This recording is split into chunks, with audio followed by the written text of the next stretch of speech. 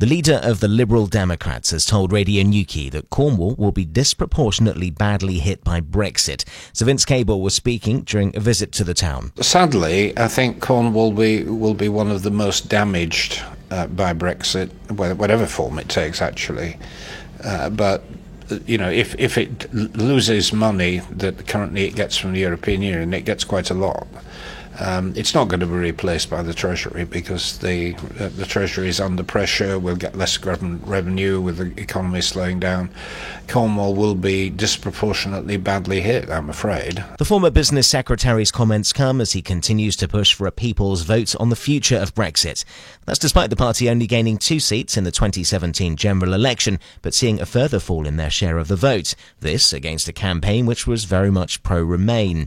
But Sir Vince didn't appear to accept the losses were related to taking that Remain stance. The underlying problem is that we lost heavily in 2015 on the back of the coalition. I think it was unfortunate because I think we'd served the country very well, but we did lose a lot of ground, and I've inherited a party in a weak but recovering position. I mean, we are doing better now in local elections. We did very well in May. I think we're winning a lot of local by-elections.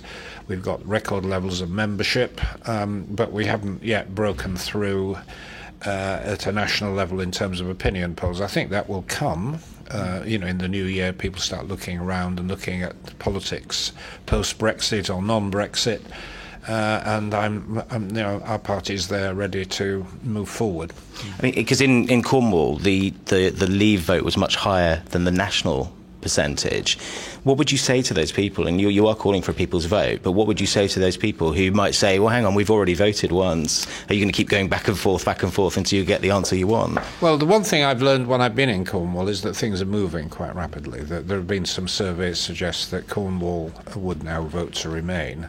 And I think it probably reflects the fact that Cornwall, more than any other part of England, actually benefits directly from membership of the European Union. There is a lot of structural adjustment funding, a lot of big projects which depend on the European Union. I was on a platform yesterday with a highly successful Cornish business that has got off the ground because of European assistance.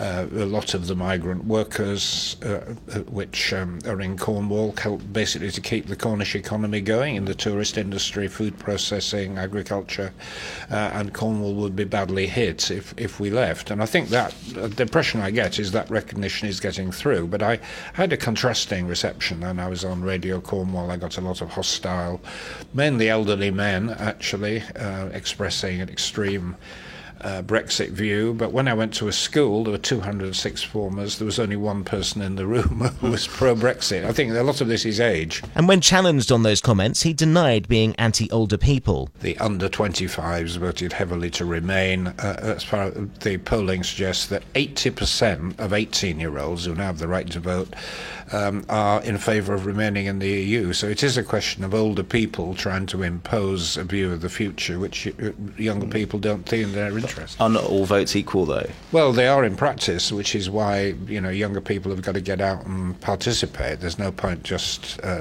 ignoring politics, then complaining when you get an outcome you don't like. It's up to young people to get themselves mobilised and vote. The Lib Dems lost the Newquay and St Austell constituency to Conservative Steve Double in 2015's general election. But in 2017, when former Lib Dem MP Stephen Gilbert stood again, the party dropped to third place, being overtaken by Labour. So Vince told me he thinks that could be an anomaly. But it will obviously be harder work than it will be in Penzance and St Ives, where I think Andrew George will get that next time, and very probably North Cornwall, where we're close second. We have a long history of MPs. The position in Newquay, St Austell is more difficult, and the fact that the Labour Party have come up is significant. But I think a lot of the shine on Jeremy Corbyn is gone. He's been completely lacking in leadership qualities over Brexit. He's been sitting on the fence, trying to be different things to different people. The sense that this was some idealistic voice of the young has completely gone, and I think we will retrieve a lot of those people who went off to vote Labour. So you think it was actually a blip, that increase for Labour in this constituency? Yes, I think it was. I mean, elsewhere in Cornwall, South East Cornwall, we're still second. There has always been a problem in Falmouth, but the Labour Party have been much stronger there traditionally. I think the new key St Austell position is an anomaly, and I think we will come back. Leader of the Liberal Democrats, Sir Vince Cable, speaking to Radio Newquay.